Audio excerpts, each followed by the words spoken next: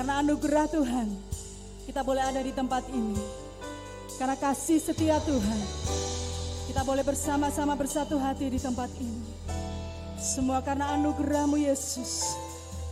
Semua karena cinta kasih-Mu Tuhan. Bukan karena siapa kami, bukan karena apa kami.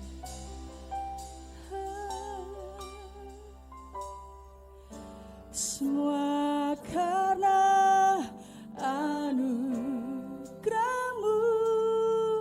hari ini ada. Katakan bersama. Bukan karena kuatku, namun karena Roh-Mu. Ini komitmen kami Tuhan. Ku bawa hatiku, penyembahanku, ku semakin berkurang, Yesus semakin bertambah. Engkau yang mau setia, katakan bersama. Mengikut Yesus, itulah kesukaan hatiku. Ku lepas semua aku untuk setiap kehendak-Mu Bapa dalam hidup kami. Kami mau mengiring-Mu Yesus, yang menjadi kekuatan terbesar bagi setiap kami yang percaya Tuhan.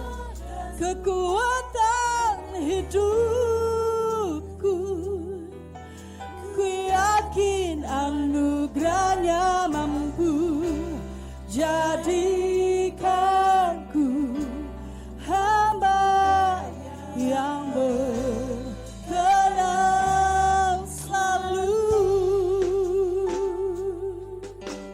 Kami mau percaya Tuhan, kami mau berserah, mengiring, mengikut Engkau seumur hidup kami Yesus. Semua karena anugerah-Mu hari ini ada. Bukan karena kuat gagah kami Yesus, hanya karena Roh Kudus-Mu yang berkarya.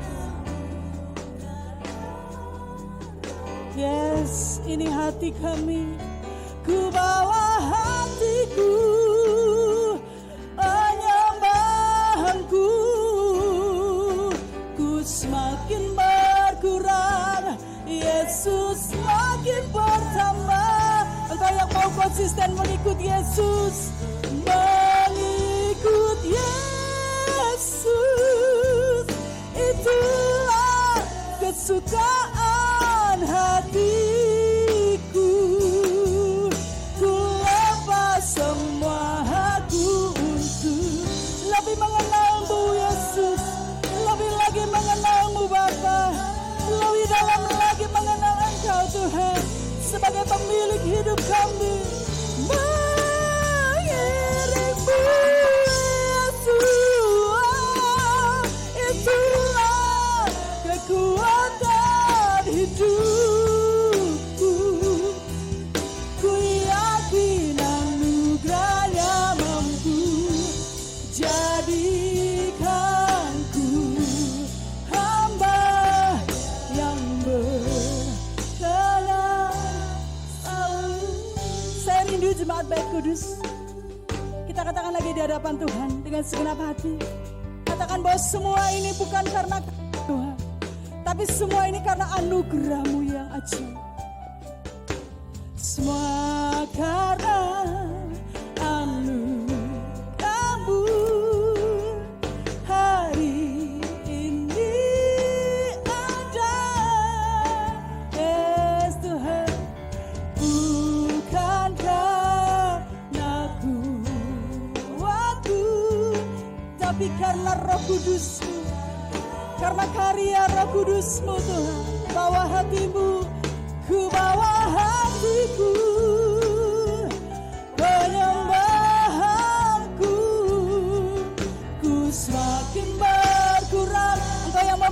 Yesus dengan segenap hatimu. Katakan di hadapan Tuhan bersama. Mengikut Yesus, itulah kesukaan hatiku. Ku lepas semua hati untuk mengenal kehendaknya. Kami mau mengiringmu Yesus, sebab kami tahu Engkaulah sumber kekuatan dalam hidup kami Tuhan. Engkaulah sumber terbesar dalam hidup kami Bapa. Ku yakin anugerah-Nya mampu jadikan ku hamba yang berkenan. Sekali lagi dengan segala kerendahan hatimu, mengikut Yesus, itulah kesukaan hati. Kami mau lepas tinggalkan semua Bapa, karena kami tahu ada sukacita, damai, ada kekuatan ajaib saat kami tenggelam dan mengikut kehendak-Mu Yesus. Mengiring Tuhan. Yes Lord, itulah kekuatan hidupku. Ku yakin anugerah-Nya mampu jadikanku hamba yang berkenan. Jemaat Bait Kudus, nyaringkan suaramu, katakan mengikut. Yes.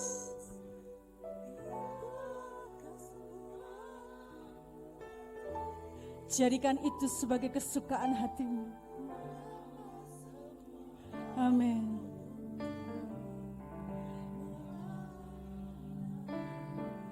Kehendaknya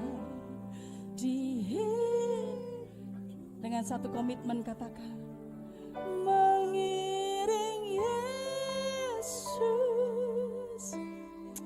Yes. Jadikan itu sebagai kekuatan hidupmu. Ku yakin anugerah-Nya mampu jadikanku hamba.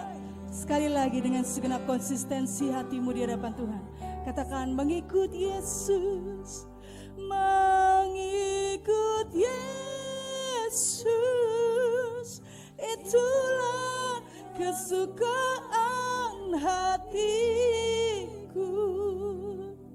Ku lepas semua hakku untuk mengenal kehendaknya di hidupku. Katakan ku mau mengiring Yesus, itulah kekuatan hidupku.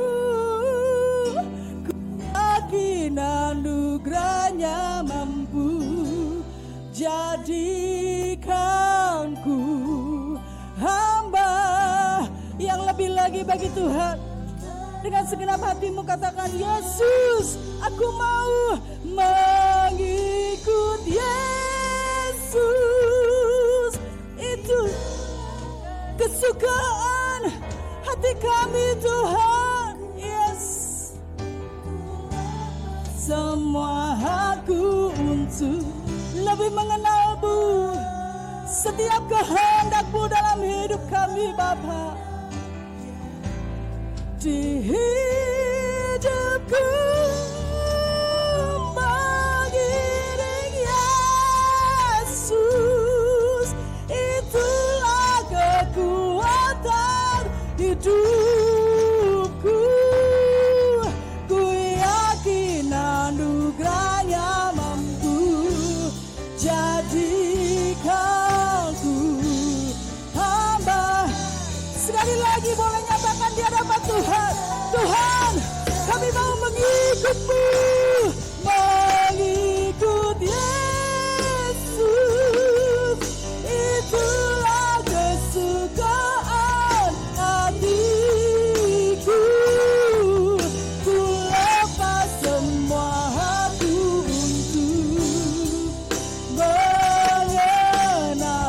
setiap kehendak-Mu Bapa. Di hidup kami Yesus, mengirim-Mu, mengiring Yesus. Itulah kekuatan hidupku. Ku yakin anugerah-Nya mampu jadikanku hamba yang berkenan selalu. Ku yakin anugerah-Nya mampu jadikanku hamba yang berkenan. Sekali lagi katakan, ku yakin anugerah-Nya mampu jadikanku hamba yang berkenan selalu.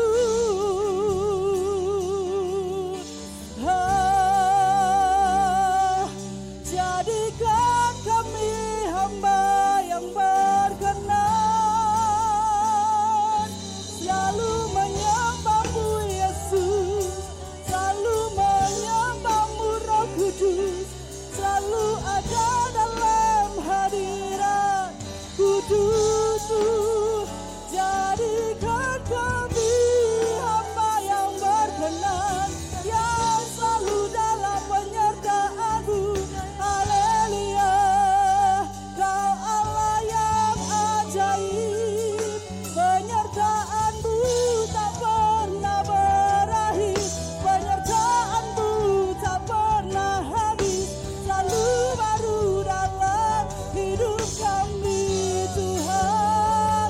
Kau Allah yang layak kami tinggikan, Kau Allah yang layak kami sembah, Kau Allah yang layak kami puja selama-lamanya. Haleluya, kami menyembah-Mu, kami memuji-Mu Yesus, kami tinggikan hadirat-Mu selama-lamanya. Ya Rabbana-Rasi, haleluya, haleluya, kami menyembah-Mu Yesus. Naikkan sembah, pujian, hormat, kemuliaan bagi nama-Mu yang kudus. Ya lama-lama ya lara-larasi, hina nama ya lama ya lama-larasi, hina mono halama ya lama ya lama ya lama-lo.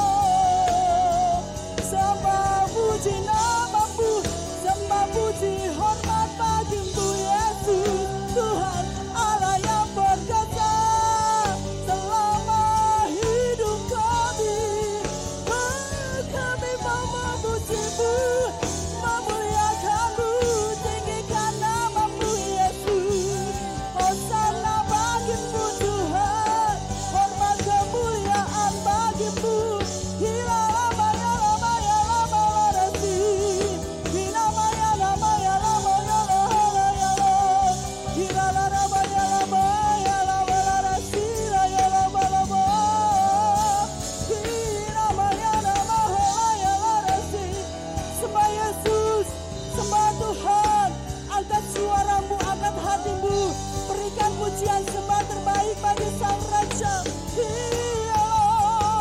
Hira rama rama rama rama ye, loya lama lama lama si kira yo, hira rama lama lama ya lama lama lama lama ya lama si. Dia Yesus, Kau batu karang yang biar teguh, tempat perlindungan kami Tuhan selama-lamanya. Hila lama ya lama lama lama ya larasi, hila lama ya lama lama ya larasi. Oh, hila lama ya lama larasi. Oh, pakai mulut, lidah, bibirmu untuk menyembah Tuhan. Pakai hatimu menyembah Tuhan. Angkat tangan, angkat hatimu, sembah Yesus. Sembah Tuhan, Allah yang layak layak ditinggikan lebih dari segalanya. Allah yang layak disembah lebih dari segala yang ada. Sona nama ya lama larasi. Kira maya lama laloho. Ya lama ya larasi. Sembah puji bagimu. Sembah hormat kami untukmu. Kemuliaan-Mu ditinggikan. Kemuliaan-Mu dinyatakan. Tiada yang seperti-Mu Yesus di bumi dan di surga. Hormat kemuliaan selama-lamanya, sebab Kau Raja. Gila lama ya lama ya lama ya lama ya lama ya. Gila lama ya lama lama ya lama ya lama.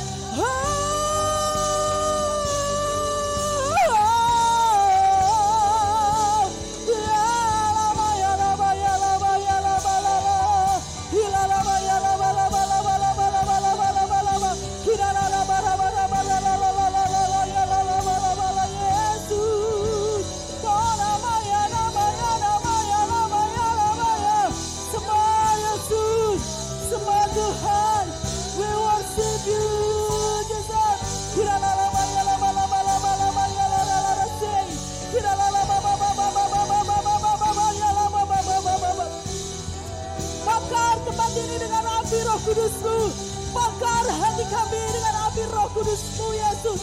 Kira nama ya lama ya lala ya nasi kita.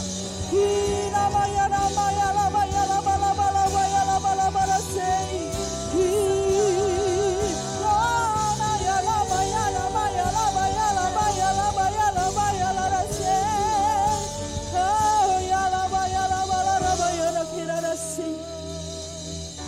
Kira nama ya lama.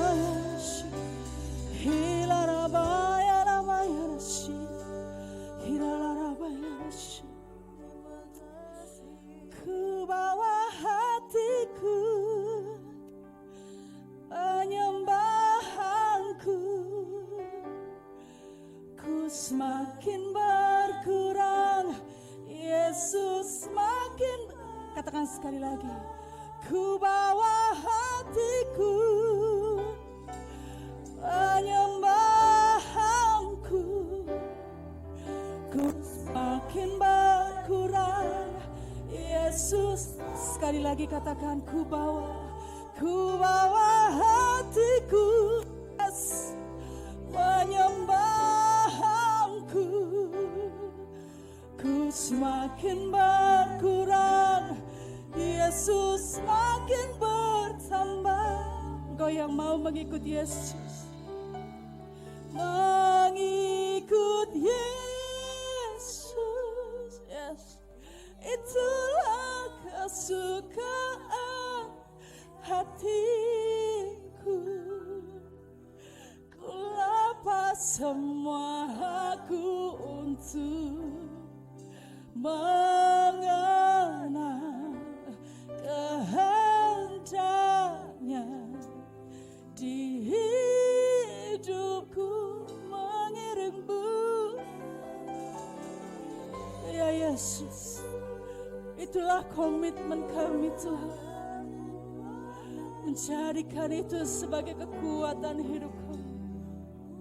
Ku yakin anugerahnya mampu jadikanku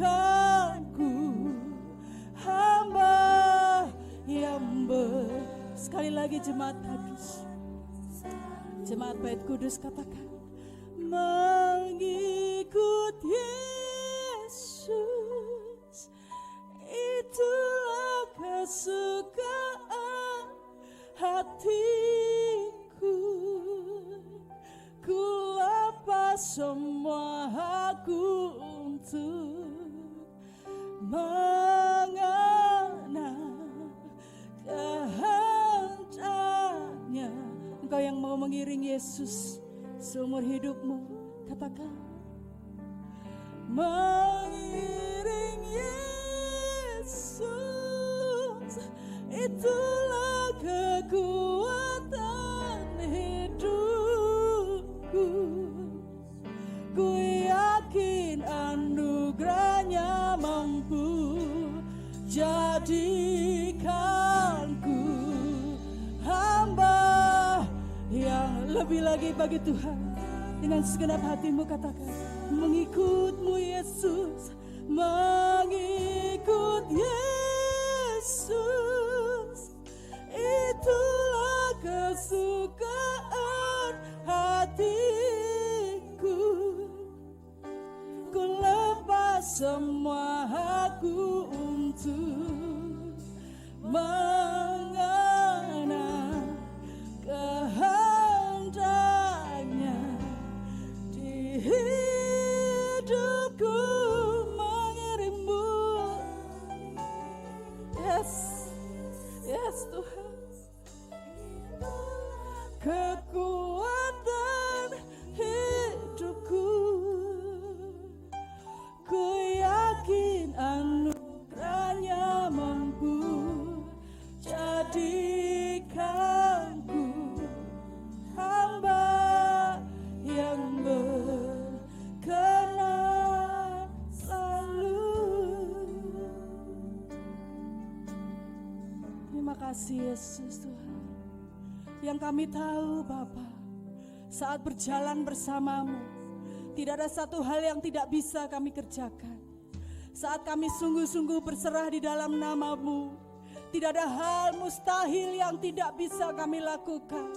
Karena kami tahu Tuhan, perkenanan-Mu, kekuatan Roh-Mu itu yang memampukan kami. Perkenanan-Mu, kekuatan kasih-Mu itu yang menyanggupkan kami melewati setiap badai pergumulan dalam hidup kami Yesus. Yang kami tahu Tuhan, bersama-Mu kami sanggup melewati segala hal dalam hidup kami. Bersama-Mu Bapa, kami bisa menyelesaikan segala perkara yang secara manusia kami tidak bisa. Tapi berjalan bersama Bapa, kami akan terbang tinggi bagi Raja Wali. Berjalan bersama Bapa, kami akan naik dan tidak akan pernah turun. Kami akan menjadi kepala dan tidak akan pernah menjadi ekor. Karena itulah janji-Mu Tuhan. Janji-Mu kepada setiap orang yang percaya. Janji-Mu kepada setiap orang yang sungguh-sungguh berserah. Bersama-Mu Tuhan, bersama-Mu Bapa Yesus.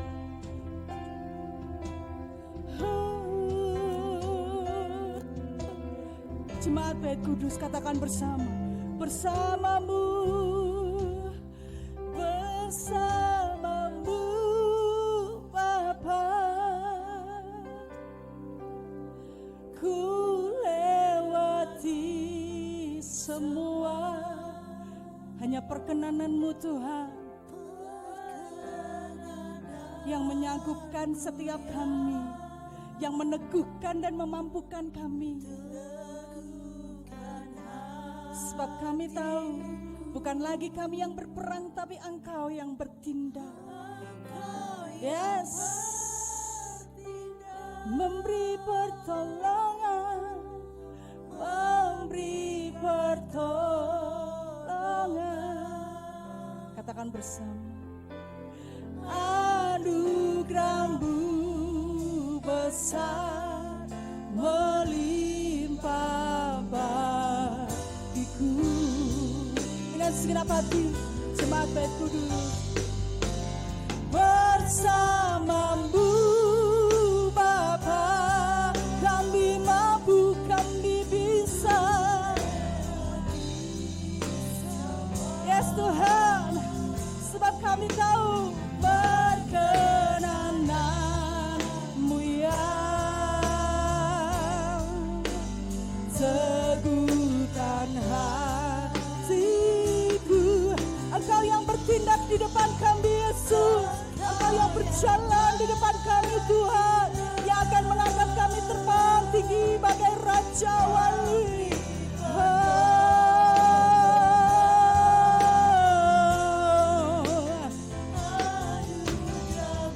Lebih lagi bagi Tuhan, dengan segenap hatimu, dengan segenap imanmu, bersama-Mu, bersama-Mu, bersama-Mu Bapa, bersama-Mu Bapa.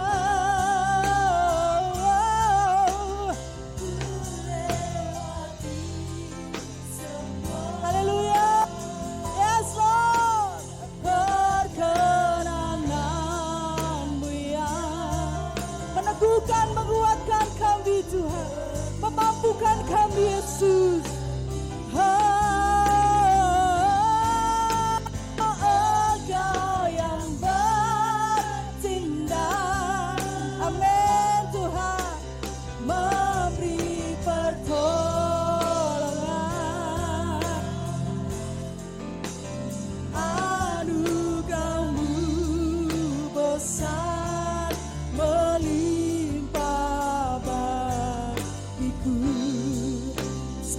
dengan segenap hatimu, boleh katakan di hadapan Tuhan, bersamamu Bapa.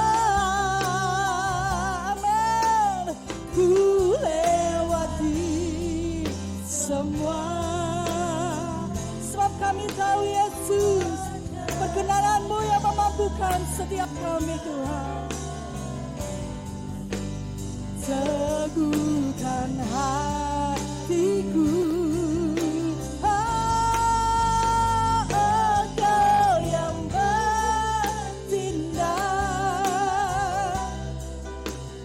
memberi pertolongan. Amin. Anugerah-Mu besar melimpah bagiku. Anugerah-Mu Tuhan besar. Anugerah-Mu besar melimpah bagiku. Anugerah-Mu besar. Anugerah-Mu besar melimpah bagiku. Sungguh kami bersyukur ya Tuhan di hadapan Engkau. Amin. Sebab anugerah-Mu tiada habis-habisnya bagi setiap kami. Haleluya. Sebab Engkaulah yang menjadi kekuatan kami. Sebab Engkaulah yang menjadi pengharapan kami dan jadi penghiburan atas setiap kami ya Tuhan. Hari demi hari yang boleh kami lewati, tetap kami merasakan ada anugerah-Mu yang menyertai setiap langkah kami ya Tuhan. Sungguh kami bersyukur, kami hanya bisa berkata thank you Jesus. Terima kasih Tuhan buat segala kebaikan-Mu yang Kau nyatakan atas setiap kami. Kami hanya bisa terus bersyukur dan bersyukur atas segala apa yang sudah Tuhan perbuat atas setiap kami semua. Terima kasih Bapa. Biarlah malam hari ini Kau berbicara atas setiap kami semua. Kau berbicara atas setiap umat-Mu ya Tuhan, melalui setiap kebenaran firman-Mu. Sebab kami tahu firman-Mu itulah Tuhan yang akan membentuk setiap kehidupan kami, yang akan mengingatkan setiap kami, yang mendidik setiap kami, sehingga kami mempunyai hikmat di dalam Engkau Tuhan. Terima kasih Bapa. Berkati kami semua, urapi kami semua tanpa terkecuali untuk memahami dan mengerti akan firman-Mu. Berkati firman-Mu. Darah Kristus sucikan setiap kami. Darah Kristus tutup bungkus setiap kami. Terima kasih Bapa. Kami siap dengar firman-Mu, kami siap menerima dengan sukacita, terlebih kami siap juga melakukannya. Di dalam nama Tuhan Yesus Kristus kami berdoa. Haleluya. Amin. Bapak Ibu Saudara yang terkasih, minggu yang lalu atau minggu kemarin Bapak Gembala menyampaikan sebuah firman Tuhan yang bertema Kristen Raja Wali. Tentunya berkaitan dengan perkara ini, ketika kita berkata Kristen Raja Wali, satu kata kunci adalah bahwa Raja Wali satu hewan atau satu binatang atau satu burung, dia kuat. Dia bahkan bukan binatang yang suka menghindar dari satu hal yang harus dia lewati. Tetapi Raja Wali adalah binatang yang memiliki kekuatan yang untuk terus menerobos yang namanya badai atau namanya angin yang besar. Dan itulah yang diharapkan atas hidup kita.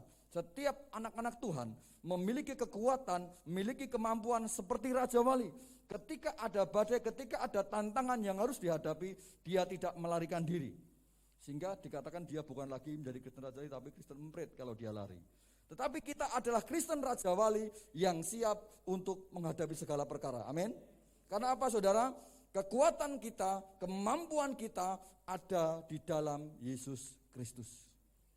Bapak Ibu yang terkasih, berkaitan dengan perkara ini, malam hari ini kita pun akan belajar sesuatu hal yang tentunya akan memberikan satu pengajaran kepada kita untuk kita mengerti, sehingga hidup kita benar-benar bisa belajar dan kita akan terus terbang laksana Raja Wali.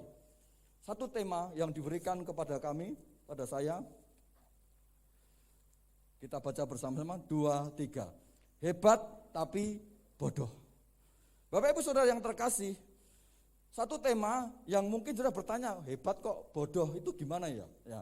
Saudara-saudara, kaitannya kita lihat dulu perkara hebat. Next. Orang yang hebat berkaitan dengan hal yang serbawah, seperti kekayaan. Ya. Siapa yang tidak suka dengan yang seperti ini? Ya. Ini ada yang merah, ada yang hijau. Sekarang baru banyak beredar yang baru diguntingi. Yang baru digunting itu karena sebentar lagi ada Idul Fitri. Ini untuk angpau banyak saudara, baru beredar. Ya. Ada lagi uang, kemarin saya baru pertama kali melihat uang pecahan 75.000. Saya lihat ini kayak uang mainan. Uang 75.000 saudara. Teman saya punya satu, dia dilaminating, ditutup plastik saudara. Ya, dipres pakai plastik. Loh kenapa? Biar awet, mau saya simpen, enggak mau saya pakai untuk apa-apa. 75.000 rupiah. Saudara-saudaraku yang terkasih, ketika orang melihat, wah, dia orang yang super kaya, duitnya banyak, hebat. Ya. Bisa juga kaitannya. Next. Berkaitan dengan kepandaian, bisa dikatakan, wah, dia lulusan sarjana yang paling hebat, cum laude. Kalau lainnya mungkin kuliahnya 4 tahun, dia 2 tahun selesai. Saya kuliah 6 tahun, saudara. Saya kuliah 6 tahun. Kuliah yang begitu lama bagi saya. Ya. Kok bisa lama Pak? Iya bisa, karena kuliahnya di Sambi, saudara. Ya. Artinya kalau kita berbicara hal yang hebat, itu juga bisa berbicara tentang kepandaian seseorang. Oh dia profesor, dokter Andes, dan sampai seterusnya. Gelarnya kayak sepur, gitu. Jendrek-jendrek. Gelarnya panjang sekali. Wah hebat.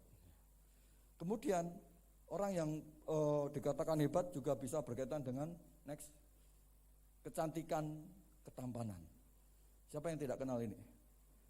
Nah, Mbak Andin dan Mas Al. Oh, ya. Ternyata semuanya mengikuti sinetron. Ya. Ternyata semuanya juga penggemar sinetron. Yang ketawa-ketawa pasti, wah ini kegemaranku. Ya. Boleh silakan ngikuti sinetron. Saya sama istri juga kadang begitu. Boleh kamu ikut sinetron, tapi hidupmu jangan seperti sinetron. Gitu loh. Hidupmu tetap di dalam Tuhan. Hidupmu tetap di jalurnya Tuhan. Boleh kamu lihat sinetron, tetapi yang terbaik adalah bagaimana hidupmu harus mengikuti jalan Kristus. Ya. Next, kepopuleran. Ini kan baru populer saudara, betul nggak? Baru viral. Kalau saudara lihat tayangan, banyak sekali ibu-ibu yang mulai baper gitu, dengan artis ini kan gitu. Musuhnya siapa? Oh, ada yang belakang Elsa. Wah itu ternyata penggemar berat. Ya, tahu semuanya. Ya. Kepopuleran, banyak orang melakukan banyak perkara, bahkan menghalalkan segala cara untuk meraih yang namanya kepopuleran. Saudara, banyak artis pun ketika dia sedang surut, dia melakukan sesuatu, artinya akan mendongkrak namanya kembali. Supaya apa? Tetap populer. Ya. Bapak Ibu yang terkasih, perkara ini memang bisa dikatakan hebat atau boleh dikatakan luar biasa. Ya. Namun tidak disangkal kadangkala sesuatu yang seperti ini, kalau tidak dijaga dengan baik, kalau tidak dimanfaatkan dengan baik, kalau tidak dilakukan dengan baik, justru itu bisa menjadi bumerang. Akhirnya orang itu bisa menjadi bodoh. Seperti tema kita pada malam hari ini, hebat tapi bodoh. Karena itu kita akan belajar dari satu tokoh di dalam Alkitab yang bernama Saul. Apa yang ada dalam pikiran Bapak Ibu ketika dengar kata Saul? Pasti dalam benak kita, Saul itu orangnya enggak bagus. Tetapi fakta di dalam Alkitab, Saul memiliki kehebatan-kehebatan. Next. Saul adalah seorang yang hebat. Setuju atau tidak? Saya setuju, saudara. Dia punya kehebatan di dalam hidupnya. Di dalam 1 Samuel pasal 9, Mari kita lihat di sana. 1 Samuel pasal 9 ayat 1 dan ayat yang kedua dikatakan demikian. Ada seorang dari daerah Benyamin namanya Kis bin Abiel bin Seror bin Bekorat bin Afia, seorang suku Benyamin, seorang yang berada. Orang ini ada anaknya laki-laki namanya Saul, seorang muda yang elok rupanya. Tidak ada seorang pun dari antara orang Israel yang lebih elok daripadanya. Dari bahu ke atas ia lebih tinggi daripada setiap orang sebangsanya. Lompat ayat yang ke-17. Ketika Samuel melihat Saul, maka berfirmanlah Tuhan kepadanya, inilah orang yang kusebutkan kepadamu itu. Orang ini akan memegang tampuk pemerintahan atas umatku. Bapak Ibu Saudara yang terkasih, berbicara kehebatan Saul. Ternyata Saul memiliki banyak hal yang boleh dikatakan itu dicari, itu diingini oleh setiap orang. Apa kehebatan Saul? Next. Yang pertama, dia memiliki latar belakang bukan orang yang sembarangan. Saul memiliki latar belakang adalah kehidupan orang tuanya, orang tua yang kaya berada. Alkitab memberikan satu data kepada kita bahwa Kis, keturunan dari suku Benyamin, adalah orang yang berada. Artinya, di dalam kehidupan masyarakat, dia lebih dari segalanya, lebih dari orang-orang sebangsanya. Saya percaya, ketika Saul memiliki perkara ini, dia bisa memanfaatkan dengan baik. Saya percaya dia akan bisa survive ke depan. Dia akan melakukan banyak perkara ke depan dengan hal yang seperti ini. Tidak dipungkiri saudara, bahwa semua orang pengen lahir di dalam kehidupan keluarga yang kaya. Pasti gitu saudara. Tetapi fakta semuanya terjadi dalam kehidupan kita. Tuhan sudah menentukan masing-masing. Amin. Kita tinggal bersyukur. Fakta yang pertama, latar belakangnya Saul adalah keluarga yang kaya. Next, yang kedua, ternyata Saul memiliki wajah yang tampan. Di ayat yang kedua dikatakan demikian. Orang ini ada anaknya laki-laki namanya Saul, seorang muda yang elok rupanya. Perhatikan, seorang muda yang elok rupanya. Dikatakan lagi bahkan tidak ada seorang pun di antara orang Israel yang lebih elok daripadanya. Tidak ada seorang pun dari orang Israel yang lebih elok dari wajahnya Saul. Artinya Saul ini memiliki wajah yang mungkin di atas lebih dari orang yang lain. Kalau ada yang ganteng, Saul lebih ganteng. Untuk zaman sekarang namanya tampan itu bisa dibuat, betul. Ada dokter kan ya.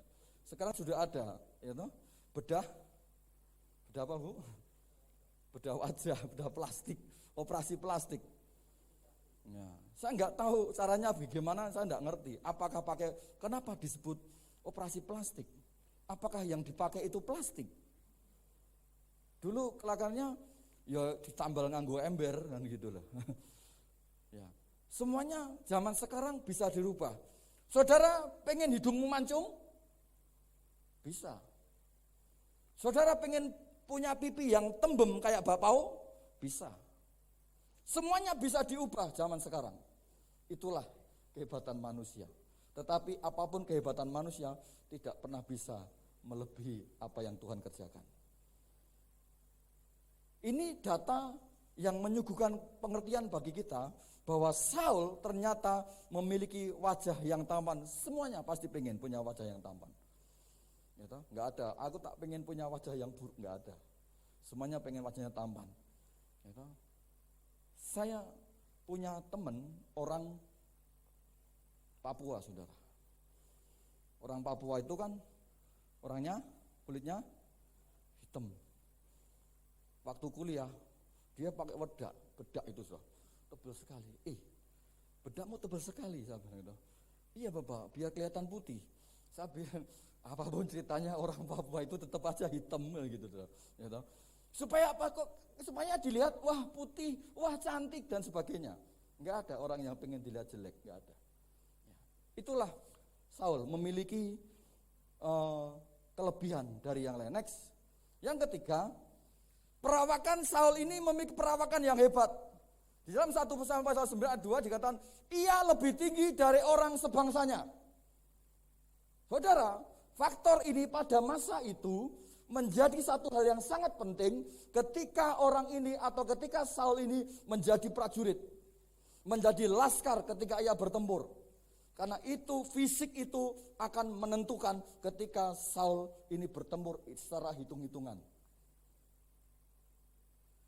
Dan Saul memiliki postur di atas rata-rata.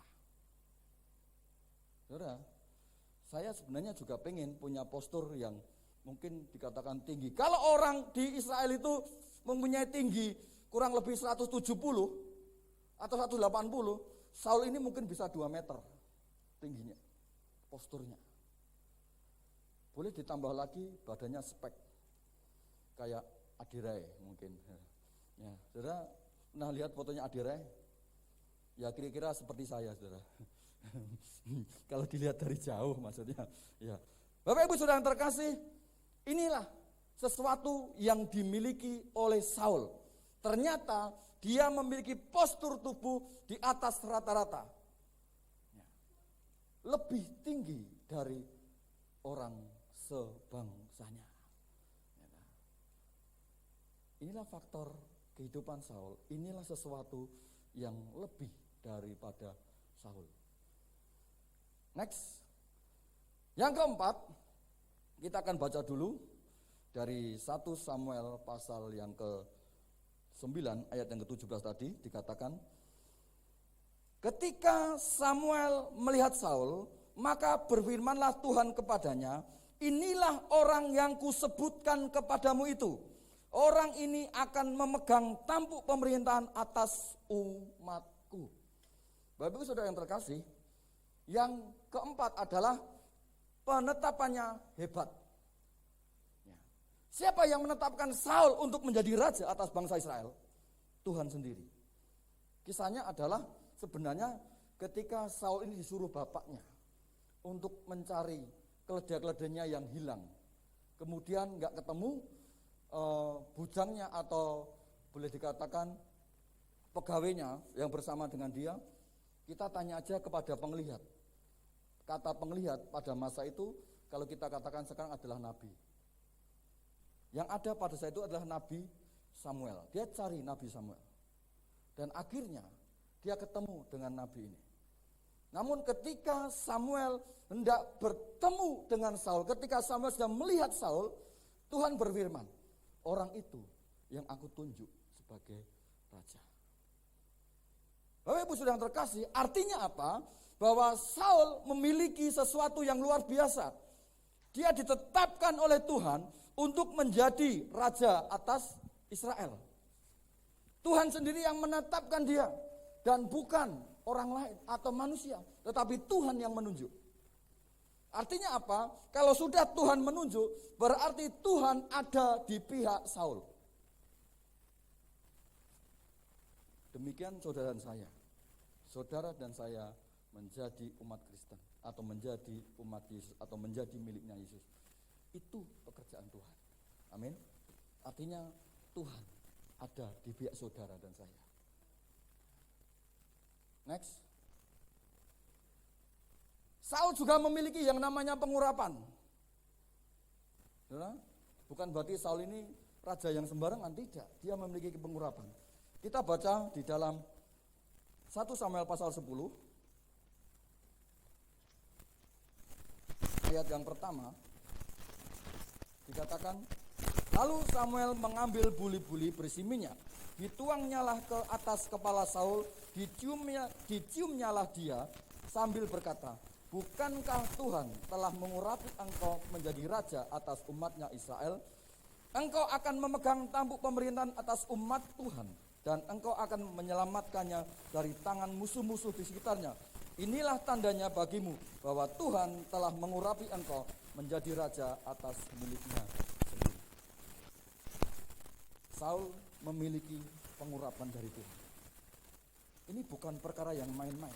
Zaman waktu itu, saudara, hal ini bukan seperti zaman sekarang. Pengurapan itu diberikan luar biasa, dicurahkan luar biasa. Tapi zaman waktu itu tidak seperti zaman sekarang. Saudara dan saya, engkau yang berkata, di dalam Kristus aku sudah diselamatkan. Engkau sedang memiliki pengurapan Tuhan. Amin. Engkau sedang memiliki pengurapan Tuhan. Karena itu terus minta perbarui dari hari ke hari. Saya setiap pagi berkata sama Tuhan, saya terus minta pengurapan-Mu. Saya minta pengurapan-Mu Tuhan. Supaya apa? Supaya saya bisa survive dalam sepanjang hari itu. Saudara. Pengurapannya hebat. Ini dimiliki oleh Saul. Karena apa? Sebagai raja pada masa itu dia ditetapkan oleh Tuhan. Dan dia diberikan pengurapan secara khusus oleh Tuhan. Next. Mulainya hebat. Ayat yang ke-22 kita lihat dari 1 Samuel pasal 10. Sebenarnya saudara kita baca dari pasal ayat 17, tapi karena waktu kita baca dari ayat yang ke-21 sampai 24. 1 Samuel pasal 10 ayat 21 sampai dengan 24. Di sana dikatakan demikian. Sesudah itu disuruhnyalah suku Benyamin tampil ke muka menurut kaum keluarganya, maka didapati kaum keluarga Matri. Akhirnya disuruhnya kaum keluarga Matri tampil ke muka seorang demi seorang. Maka didapati Saul bin Kis, tetapi ketika ia dicari ia tidak diketemukan. Sebab itu ditanyakan pula lah kepada Tuhan, apa orang itu juga datang kemari? Tuhan menjawab, sesungguhnya ia bersembunyi di antara barang-barang. Berlarilah orang ke sana dan mengambilnya dari sana. Dan ketika ia berdiri di tengah-tengah orang-orang sebangsanya, ternyata ia dari bahu ke atas lebih tinggi daripada setiap orang sebangsanya. Dan Samuel berkata kepada seluruh bangsa itu, kamu lihatkah orang yang dipilih Tuhan itu? Sebab tidak ada seorang pun yang sama seperti dia di antara seluruh bangsa itu. Lalu bersoraklah seluruh bangsa itu demikian, hidup raja. Saudaraku yang terkasih, mulainya Saul ini dahsyat. Saya katakan dahsyat ketika orang sedang berkumpul untuk menetapkan raja di Mizpah. Ketika Samuel mengundang semuanya, ketika dibuang undi, muncullah suku Benyamin, ini suku yang terkecil. Kemudian dari suku Benyamin dibuang undi lagi. Pada endingnya muncullah nama Saul. Tetapi ketika dicari Saul untuk maju mau diurapi, ternyata Saul tidak ada. Kemudian Samuel berdoa, Samuel bertanya sama Tuhan, Tuhan, apakah orang itu ada di sini? Ada, tetapi dia sedang bersembunyi di antara tumpukan barang-barang. Satu garis bawah yang bisa kita pelajari dari hal ini, yaitu bahwa pada mulanya Saul ini memiliki satu hal dalam hidupnya, yaitu kerendahan hati. Memiliki yang namanya kerendahan hati. Ini penting dan ini perlu bagi setiap kita anak Tuhan. Karena dengan kerendahan hati, kita akan mampu menghargai orang lain. Karena dengan kerendahan hati, kita akan mampu bisa menghormati orang lain. Ternyata pada awalnya ini dimiliki oleh Saul. Di dalam Amsal 22 ayat 4, ganjaran kerendahan hati dan takut akan Tuhan adalah kekayaan, kehormatan, dan kehidupan. Ini yang akan diperoleh ketika orang memiliki yang namanya kerendahan hati. Karena itu mari kita akan terus belajar untuk memiliki yang namanya kerendahan hati. Saudara, ketika kita belajar tentang kerendahan hati, sakit rasanya. Sakit. Tetapi Tuhan mau itu. Tetapi Tuhan mau perkara itu ada dalam hidup kita. Bisa atau enggak? Ketika Tuhan perintahkan, tidak ada kata tidak bisa. Tuhan ketika perintahkan sesuatu atas hidup kita untuk kita lakukan, pasti semuanya sudah terukur. Amin. Pasti semuanya sudah terukur. Tidak mungkin Tuhan akan taruh kuk itu melebihi kekuatan kita. Tidak mungkin Tuhan akan taruh beban itu melebihi kekuatan kita. Kita belajar sama Yesus. Kita belajar sama Tuhan. Betul-betul kerendahan hatinya luar biasa. Saul pun memiliki perkara ini.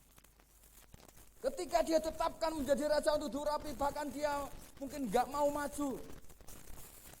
Karena mungkin segan dalam hidupnya. Merasa, aku itu masih muda, masih ada yang lain. Mungkin seperti itu. Tetapi yang jelas adalah Saul memiliki yang namanya kerendahan hati.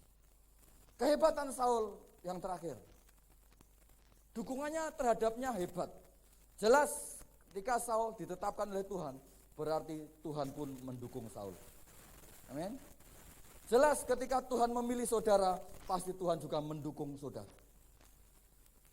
Demikian ketika saudara tadi baca di ayat yang ke-24.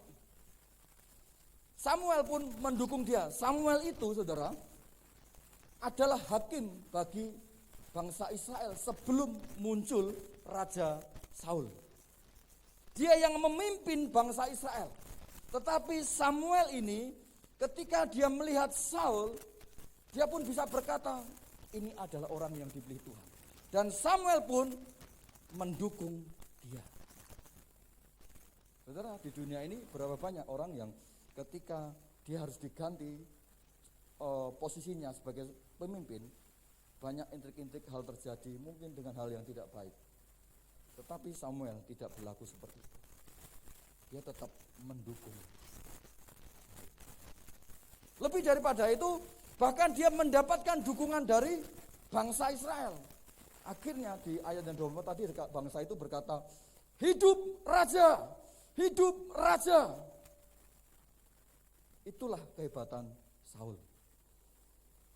Sesungguhnya dengan apa yang dimiliki Saul, kehebatan-kehebatan yang Saul miliki pada masa itu, dia akan bisa membawa bangsa Israel kepada kemenangan demi kemenangan. Dia akan bisa berjaya ketika dia memimpin di dalam kehidupan bangsa Israel. Sebab apa? Dia memiliki dukungan, pengurapan. Bahkan Tuhan sendiri yang menetapkan. Kurangnya apa? Tetapi fakta yang akan kita lihat bersama, ternyata di dalam perjalanan hidupnya, Saul ini kemudian menjadi bodoh. Saul menjadi bodoh. Amsal 1 ayat 7 dikatakan takut akan Tuhan adalah permulaan pengetahuan. Tetapi orang bodoh menghina hikmat dan didikan. Karena itu siapkan diri kita, siapkan hati kita ketika kita dididik. Jangan kita menjadi bodoh, tetapi kita harus belajar rendah hati. Amin. Kita akan belajar next. Kita akan belajar dari kebodohan Saul. Ternyata harusnya Saul memiliki banyak kehebatan itu membawa dia kepada keberhasilan. Tetapi fakta yang terjadi yang disuguhkan dari Alkitab itu ternyata Saul dalam hidupnya menjadi bodoh. Apa kebodohan Saul? Yang pertama, Saul mau pegang kendali atas hidupnya. Artinya apa? Artinya bahwa Saul ini tidak mau kembali mengandalkan Tuhan. Saul mau pegang kendali atas hidupnya. Artinya apa? Saul ingin mengandalkan kemampuannya, ingin mengandalkan pikirannya.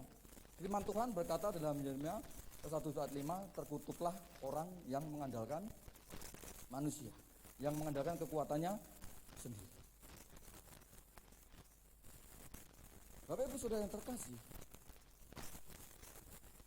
Ini yang membuat Tuhan tidak suka atas kehidupan Saul. Kita lihat bersama di dalam 1 Samuel 15. 1 Samuel pasal 15 ayat yang ke-9. Sebenarnya Bapak Ibu bisa baca satu perikop ini, judulnya Saul ditolak sebagai raja. Kita baca ayat yang ke-9 dari 1 Samuel pasal 15. Tetapi Saul dan rakyat itu menyelamatkan Agag dan kambing domba dan lembu-lembu yang terbaik dan tambun, pula anak domba dan segala yang berharga.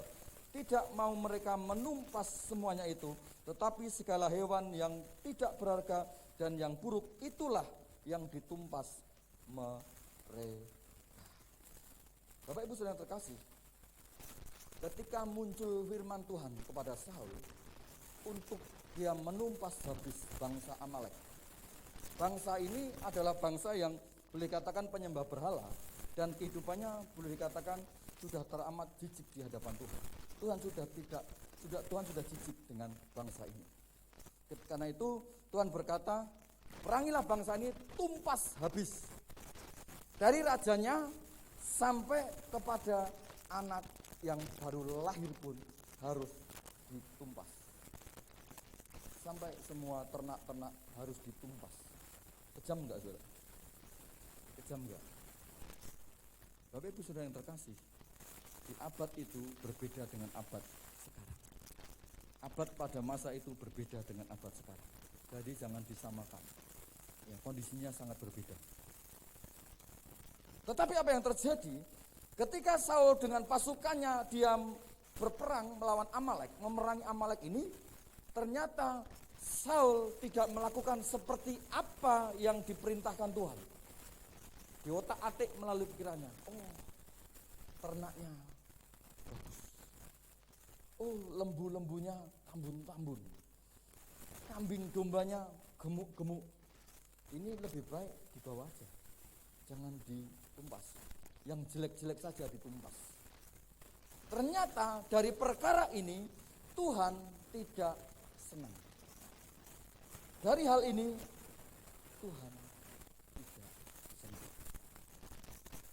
Tetapi Saul dan rakyat itu menyelamatkan Agag. Siapa Agag? Ini salah satu raja Amalek, saudara, yang diselamatkan. Kalau nanti saudara baca dari kisah itu, akhirnya Agag ini dibunuh oleh Samuel, dicincang. Alkitab menjelaskan Agag ini dicincang oleh Samuel. Ngeri juga. Tetapi sejarah pada masa itu, keadaan pada masa itu berbeda dengan kondisi sekarang. Hal inilah yang membuat Tuhan mulai tidak suka dengan apa yang dilakukan oleh Saul. Next. Dikatakan dan Samuel 5:23, karena engkau telah menolak firman Tuhan, maka ia telah menolak engkau sebagai raja. Akhirnya apa? Saul ditolak sebagai raja. Yang awalnya sudah lihat, Saul dipilih Tuhan, tetapi Saul ditolak oleh Tuhan. Sangat tragis. Sangat tragis. Sebagai orang yang dipilih dan diurapi Tuhan, Saul seharusnya serahkan seluruh hidupnya. Kenapa? Di awal dia dilantik jadi seorang raja. Di awal dia ditunjuk sebagai seorang raja. Dia memiliki semuanya. Baik itu kekayaan, baik itu dukungan, baik itu pengurapan. Semuanya dia miliki. Tetapi yang dilakukannya justru dia tidak melakukan firman Tuhan. Itu kebodohan yang pertama. Kebodohan yang kedua, next. Kebodohan yang kedua dari hidup Saul, Saul merasionalisasi dosa. Tadi ketika kita baca, Saul ini membawa yang namanya kambing domba, yang tambun-tambun, yang dibunuh adalah yang buruk, yang jelek. Ternyata perkara ini sampai kepada telinga Samuel. Kemudian Samuel menegur Saul. Apa yang aku dengar? Suara kambing domba. Apa yang dikatakan oleh Saul? Next. Di dalam 1 Samuel 15 ayat 15, semuanya itu dibawa daripada orang Amalek sebab rakyat menyelamatkan kambing domba dan lembu-lembu yang terbaik dengan maksud untuk mempersembahkan korban kepada Tuhan Allahmu. Baik enggak kira-kira maksudnya? Baik enggak? Baik saudara. Tetapi ini Tuhan tidak suka. Tetapi perkara ini Tuhan tidak suka. Tuhan jadi benci kepada Saul. Tuhan tolak dia. Dia merasionalis dosa. Perintahnya jelas, tumpas habis. Tetapi kenapa kamu masih bawa yang namanya jarahan? Tuhan bilang tidak ada jarahan. Perintahnya jelas. Perintahnya jelas, tidak ada jarahan. Tetapi dia tetap membawa jarahan. Dari perkara kecil, dari perkara ini bisa dilihat bahwa Saul tidak mau dikendalikan oleh Tuhan. Inilah kebodohan Saul. Kemudian bahkan dia bukan ketika ditegur oleh Samuel, bedanya dengan Daud adalah ketika Daud bersalah dan ditegur, dia merendahkan hati. Dia tunduk dan dia minta ampun di hadapan Tuhan. Tetapi justru Saul, dia berdalil bahwa semuanya itu Bapak, aku bawa untuk memberikan satu persembahan di hadapan Tuhan. Apakah Tuhan suka dengan persembahanmu itu? Tidak. Itulah kebodohan. Bapak Ibu yang terkasih, dalam hidup ini, mari kita belajar untuk jangan kita merasionalisasi dosa dalam hidup kita. Satu perkara kecil mungkin, kesalahan-kesalahan kecil, kecil kok biasa, enggak apa-apa. Padahal namanya dosa adalah dosa. Di hadapan Tuhan tidak ada kata dosa, oh itu dosa besar, itu dosa kecil, enggak ada. Dosa tetap dosa. Bohongnya cuma kecil kok, hanya sebentar. Bohongnya hanya perkara ini kecil kok. Ya tetap aja, bohong itu dosa. Aku ngambilnya kan hanya 1.000. Mungkin ngambil sesuatu, mungkin dalam saudara berdagang atau saudara melakukan pekerjaan, korupsi sidik, kan tak korupsi cuma 1.000. Orang beli misalkan diambil untung 1.000, kantongi. Untung 1.000, lama-lama juga banyak.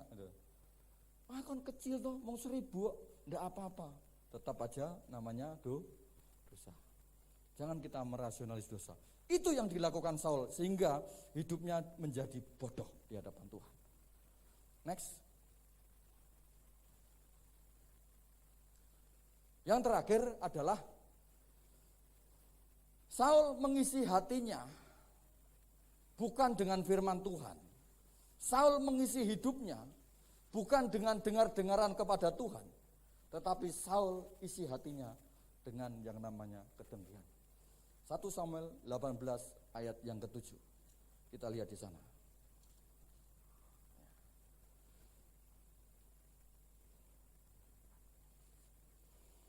Dan perempuan yang menari-nari itu menyanyi berbalas-balasan, katanya, Saul mengalahkan beribu-ribu musuh, tetapi Daud berlaksa-laksa. Bapak Ibu tahu kisah ini? Kisah ini adalah ketika bangsa Israel berperang dengan bangsa Filistin, ini musuhnya, musuh bebuyutannya, muncullah satu sosok yang namanya Goliat. Goliat ini tinggi besar, perawakannya mungkin lebih tinggi dari Saul. Kalau Saul dikatakan dia lebih tinggi dari orang sebangsanya, Goliat ini lebih tinggi lagi. Sehingga bisa diasumsikan dalam sekolah minggu itu, Goliat ini seperti raksasa. Kan begitu. Kalau kita dulu yang sekolah minggu, yang mengalami sekolah minggu, itu ceritanya Goliat itu seperti raksasa. Daud itu kecil, nyemlik, gitu. Ketika Daud berhasil mengalahkan Goliat bersama pasukan bangsa Israel, kemudian menggempur pasukan Filistin sehingga mereka kalah, mereka pulang dari perang dan disambut dengan nyanyian, disambut dengan sambutan kedatangan luar biasa. Delalah, ada yang nyanyinya nyinyir, nggak enak, saudara. Kok iya nyinyir gitu loh? Apa itu nyinyir? Ya, bahasanya itu nggak menyenangkan gitu loh. Wah, kalau Saul itu hanya beribu-ribu, tetapi Daud berlaksa-laksa. Siapa yang enggak panas, saudara? Kalau dibanding-bandingkan seperti ini, siapa yang enggak panas? Panas, saudara. Tetapi ketika kita ngalami itu, perkara itu Tuhan izinkan, berarti kita harus belajar, sekali lagi belajar merendahkan hati. Kerendahan hati yang dimiliki Saul pada awal-awal dia untuk menjadi raja, hilang. Dia tidak pergunakan itu ketika muncul seperti ini. Saul tidak ingat lagi. Yang ada adalah emosi. Yang ada adalah amarah. Ya itulah namanya kalau bahasa nyinyir.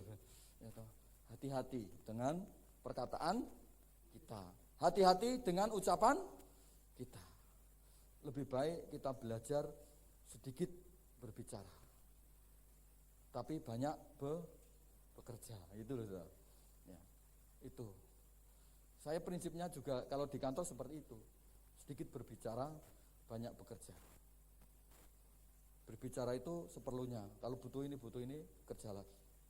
Ya, tahu-tahu waktunya, wah sudah sore. Ya, itu gitu. Ya, menikmati pekerjaan. Ya.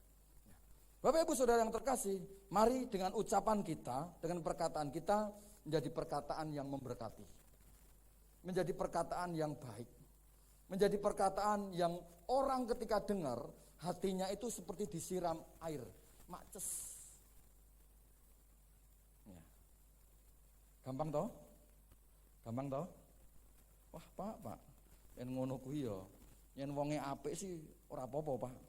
Yen aku kon ngomong sing apik karo wonge sing kae, ya misalkan. Sing kae lho Pak, krungue aku jijik. Krungue aku sebel. Krungu jenenge mending ngalih. Ya, mungkin seperti itu, Saudara. Mari kita akan belajar untuk tetap. Tuhan berkata, ketika kita disakiti, kita tetap memberkati. Walaupun dengan ucapan kita. Orang tidak tahu, yang menyakiti tidak tahu. Tapi kita tetap berkata, Tuhan berkati, lepaskan berkat, lepaskan berkat. Wah, itu tidak gampang, saudara. Saya ngalami perkara yang seperti ini, nangis, saudara. Saya ngalami untuk melakukan seperti ini, itu nangis. Ketika saya disakiti, ketika saya ngalami perkara ini, Tuhan izinkan itu terjadi. Orang yang pernah saya tolong, kalau saya berkata sama Tuhan, Tuhan kalau itu orang di luar kita, atau bukan anak Tuhan, saya is okay, tidak masalah. Tetapi ini sama-sama, kadang melayani juga, bersama-sama. Saya tolong, tapi endingnya menyakiti. Bayangkan saudara, saudara pernah kalau ketemu orang itu buang muka kemudian meludah. Pernah saudara? Sakitnya kayak apa? Sakitnya tuh di sini, saudara. Benar saudara, itu sakitnya luar biasa. Tetapi Tuhan berkata, itulah kamu harus belajar mengampuni. Lepaskan berkat, lepaskan berkat. Tidak cukup 1 minggu, 2 minggu saya bisa melakukan itu. Kalau sedang duduk mau berdoa, ingat nama ini, orang yang seperti ini. Oh Tuhan, rasanya dongkol. Tapi Tuhan terus berkata, kamu harus bisa. Dan pada endingnya, walaupun dengan waktu yang tidak cepat, saya pun bisa kerjakan. Karena apa? Karena Tuhan. Karena Tuhan. Bapak Ibu Saudara yang terkasih, satu pelajaran yang sangat penting bagi kita. Kebodohan-kebodohan Saul, janganlah itu menjadi bagian dalam hidup kita. Jauhlah itu dari hidup kita. Karena itu kita harus belajar. Ketika Saul mengisi hatinya dengan kedengkian, saudara, apa yang terjadi dalam hidup Saul? Saul menjadi marah. Saul sebel hatinya. Saul dengki kepada Daud. Dan pada masanya, Saul ini hidup hanya ngejar-ngejar Daud. Tahu kan? Saul ini hidupnya ngejar-ngejar Daud untuk dibunuh. Itu fokusnya. Seharusnya dia fokus mengelola kerajaan, mengelola bangsa itu, supaya bangsa itu kuat. Bangsa itu maju. Tetapi enggak, dia justru fokus ngejar-ngejar Daud. Akhirnya apa? Stres sendiri. Akhirnya si Saul ini stres sendiri. Next. Ini tadi, next. Saudara yang terkasih, pada akhirnya Saul ini matinya bunuh diri. Enggak kelihatan ya tulisannya ya. Pada akhirnya Saul ini matinya bunuh diri sangat tragis, saudara. Sebelum ini saya sampaikan bahwa pada akhirnya Saul ini ketika berperang dengan bangsa kembali, bangsa Filistin ini bangsa yang terus menjadi musuh bebuyutan. Bangsa Israel berperang dengan bangsa Filistin dan akhirnya bangsa Israel kalah, kocar-kacir. Anak-anak Saul, Yonatan sekalipun itu mati di dalam pertempuran. Sehingga Saul menjadi stres. Sampai Saul berkata kepada pembawa pedangnya, "Bunuslah pedangmu, bunuh aku." Di dalam 1 Samuel pasal 31. Bunuh aku. Tetapi pembawa pedangnya itu tidak mau. Akhirnya apa? Pedang itu diambil, ditaruh, dan Saul menjatuhkan diri di atas pedang itu dan dia mati bunuh diri. Stres, saudara. Itu tragis akhir hidupnya. Ya. Akhirnya apa, saudara? Yang terjadi dari semuanya itu, Saul kehilangan modal awal. Saul kehilangan penyertaan Tuhan. Saul mengalami bukan lagi damai sejahtera atas hidupnya. Apa yang dia kerjakan justru menyimpang dari apa yang ingin Tuhan lakukan. Apa yang Saul kerjakan justru menjauh dari apa yang Tuhan perintahkan. Dan pada akhirnya Saul mengalami kehilangan semua apa yang hebat di dalam hidupnya. Saudara dan saya adalah orang hebat. Amin. Saudara punya kehebatan masing-masing. Saudara punya kehebatan. Saudara diberikan sesuatu oleh Tuhan yang mungkin saudara tidak sadar, tetapi itu kehebatan. Satu dengan yang berbeda. Tentunya kita rindu bahwa itu tidak membawa kita menjadi bodoh. Tetapi mari kita justru belajar merendahkan diri. Kita belajar merendahkan diri, kita terus belajar untuk dekat dan mengerti firman Tuhan. Sehingga apa? Justru kehebatan itu yang sudah Tuhan taruh atas hidup kita semakin luar biasa karena kita justru berjalan bersama dengan Tuhan. Next. Hidup Saul jadi tertekan dan akhirnya mati. Karena itu mari, apa yang dapat kita pelajari dari perkara ini? Next. Karena itu Bapak Ibu yang terkasih, mari jangan isi hatimu dengan kedengkian. Jangan isi hati kita dengan namanya iri hati. Ya. Wah, tonggone sekarang banyak kayak mipe, ya kan? Karena mau lebaran kan biasanya kan banyak toh. You know mipe? Tahu mipe? Ya. Blonjo gede-gedean gitu loh, Saudara. Wah, kayak duitnya kok ngendi meneh loh, Saudara. Jangan berpikir yang seperti itu. Mari kita isi hati kita dengan perkara ini. Filipi 4 ayat 8. Semua yang, mari kita baca bersama-sama. Filipi 4 ayat 8, 2, 3. Jadi akhirnya saudara-saudara semua yang benar, semua yang mulia, semua yang adil, semua yang suci, semua yang manis, semua yang sedap didengar, semua yang disebut kebajikan dan patut dipuji, pikirkanlah semuanya itu. Artinya apa? Perkara ini supaya ada dalam pikiran kita, ketika itu ada dalam pikiran kita, itu akan memenuhi hati kita. Sehingga kemudian ketika muncul sesuatu dalam hidup kita, sesuatu yang keluar itu yang baik. Jangan sampai dikatakan orang, wah kayak jarine Kristen, ning kok uripe kaya ngono. Nah, Saudara, mari kita belajar untuk kita harus mengeluarkan sesuatu buah yang baik. Mungkin sudah bisa hanya sedikit, tidak masalah. Tuhan akan tambahkan, Tuhan akan tambahkan. Next. Pelajaran bagi kita semua, 3 hal dari apa yang kita pelajari pada malam hari ini. 3 hal yang harus kita renungkan dan kerjakan. Pertama, kejarlah kebenaran firman Tuhan. Milikilah setiap hari, makanlah sate. Apa Pak? Engkau darah tinggi? Enggak, saat teduh. Ya, miliki itu saudara. Yang saya suka adalah ketika pagi, itu saat teduh, selesai saat teduh, baca firman, setelah itu keluar rumah, nyapu halaman. Saudara. Itu rasanya itu puas. Kemudian saya bentar lagi, pasti Pak Jamat lewat. Lewat, tak titeni saudara. Tapi kadang kalau lewat, nggak nengok-nengok. Nah itulah, saudara. Katanya nggak kenal katanya. Ya. Itu yang saya nikmati setiap pagi saudara. Pagi-pagi bisa singgah ketika nanti saya pengen punya rumah. Saya berdoa Tuhan, saya juga pengen kalau punya rumah ada halamannya yang setiap pagi saya bisa nyapu. Ya. Nyapu itu bukan pekerjaan yang hina saudara. Tapi nyapu itu menyehatkan. Dayung saudara. Ya, lomba dayung. Kapan lomba nyambuh orang ngerti. Pokoknya latihan setiap hari. Latihan dayung. Lomba dayung. Ya, nikmati saudara. Kejarlah kebenaran-kebenaran firman Tuhan.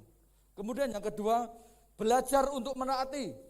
Artinya apa? Setelah saudara mengerti, saudara renungkan firman, belajar untuk melakukan. Yang ketiga, isilah hati kita setiap hari dengan hal yang positif. Supaya apa? Kalau saudara yang isi itu positif, saudara saya katakan imun saudara naik. Betul apa betul Bu Dokter? Nah, itu. Imun saudara naik. Kenapa? Pikiran kita jadi positif. Tetapi kalau yang diisi negatif, saudara, wah, ya wis bentar lagi, saudara. Ya minimal jadi stres. Ngenes katanya Pak Jamat. Jangan anak Tuhan itu hidupnya ngenes, jangan, saudara. Tapi anak Tuhan hidupnya harus bersuka cita.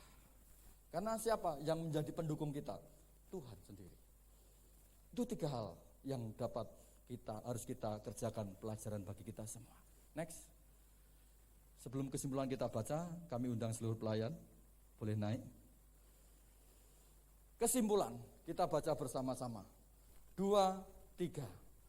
Jangan bodoh. Hiduplah setiap hari dipimpin Roh Kudus. Sehingga kita semakin mengerti apa kehendak Tuhan yang baik dan sempurna di hari mendekati akhir zaman ini. Tuhan Yesus memberkati. Mari kita tunduk kepala, kita berdoa. Terima kasih ya Tuhan. Malam hari ini kami boleh belajar dari kehidupan Saul yang memiliki kehebatan. Kami percaya Tuhan juga sudah taruh kehebatan-kehebatan atas hidup kami. Namun kami tidak ingin seperti Saul dalam hidupnya menjadi bodoh. Kami mau tetap dengar-dengaran sama Tuhan. Kami mau tetap seturut dengan firman Tuhan. Sehingga hidup kami semakin naik dan naik. Seperti Raja Wali terbang tinggi. Terima kasih Bapa. Hamba-Mu selesai berkata-kata, Hamba-Mu selesai berbicara. Namun kami minta Roh Kudus, Engkau yang lebih berkuasa, yang akan terus berkata-kata berbicara atas setiap umat-Mu, sampai mereka mengeluarkan buah-buah yang terbaik untuk kemuliaan nama-Mu. Terima kasih Bapa. Kami mengucap syukur. Selidiki setiap hati kami Tuhan, sebab Engkau yang menyelidiki sampai kedalaman hati kami. Oh, selidiki aku, lihat hatiku, apakah ku sungguh mengasihimu, Yesus, Kau yang Maha Tahu.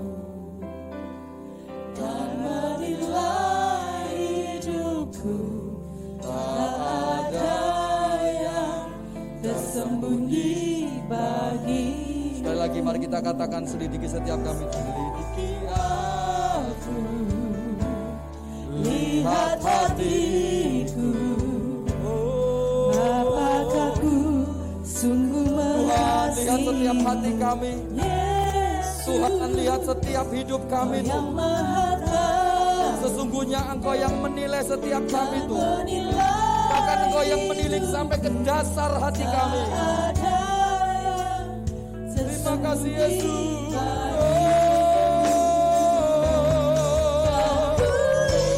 Kami terus melihat kebaikan-kebaikan daripada Engkau. Dan itu tiada ada habis-habisnya bagi setiap kami Tuhan. Terima kasih. Kami tetap berjuang sampai kepada akhirnya. Ini yang kami rindukan Tuhan. Kami tetap setia. Telah kulihat. Lagu selanjutnya kami sambut.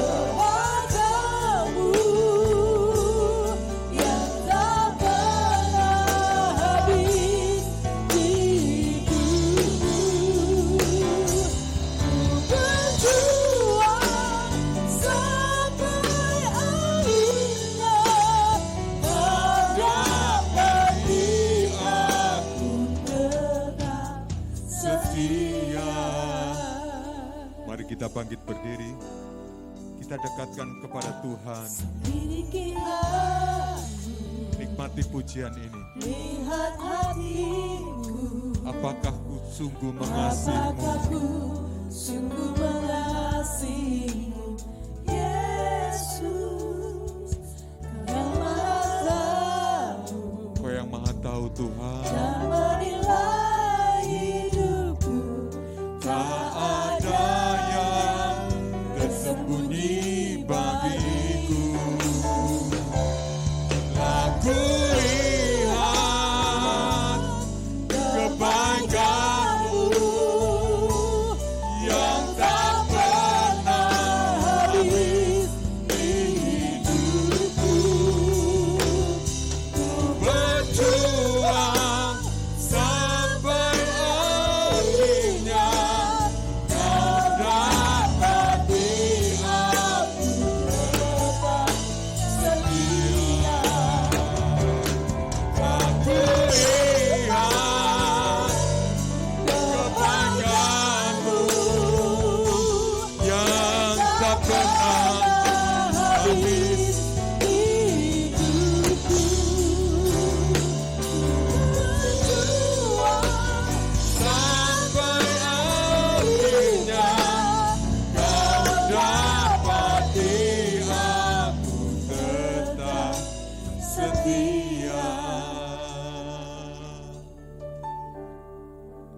Tuhan, Kau melihat, menilai kami lebih dalam lagi Tuhan. Hari ini firman-Mu sungguh memberkati kami. Betapa kami seringkali bertindak bodoh. Betapa kami sering teledor dalam hidup ini Tuhan. Satu hal yang Engkau inginkan bagi kami adalah hidup mengasihi-Mu Tuhan. Tetap mengandalkan Engkau, tetap percaya kepada Engkau.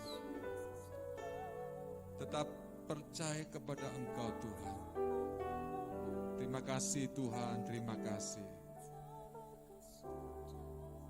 Engkau berkati hamba-Mu Bapak Daniel Agus. Engkau pakai lebih indah lagi untuk menyampaikan kabar sukacita bagi banyak orang Tuhan. Tuhan terima kasih Tuhan. Kami semua terberkati pada malam hari ini dan kami percaya kami pulang bawa berkat daripada Engkau dan Tuhan Yesus pasti mengubah keadaan kami. Keadaan yang buruk diubah menjadi keadaan yang baik. Amin. Dalam nama Tuhan Yesus. Kehidupan kami semakin hari semakin baik Tuhan. Karena ada Tuhan, ada janji-Mu Tuhan, ada kebaikan-Mu Tuhan. Terima kasih Tuhan, terima kasih. Mari kita angkat kedua tangan kita, terimalah berkat, anugerah, dan damai sejahtera daripada Tuhan. Tuhan memberkati, menyertai engkau senantiasa dalam segala hal.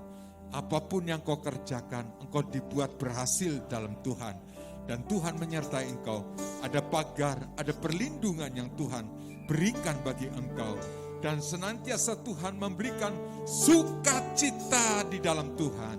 Terimalah semua berkat dalam nama Allah, Bapa, Putra, dan Roh Kudus. Yaitu di dalam nama Tuhan Yesus Kristus.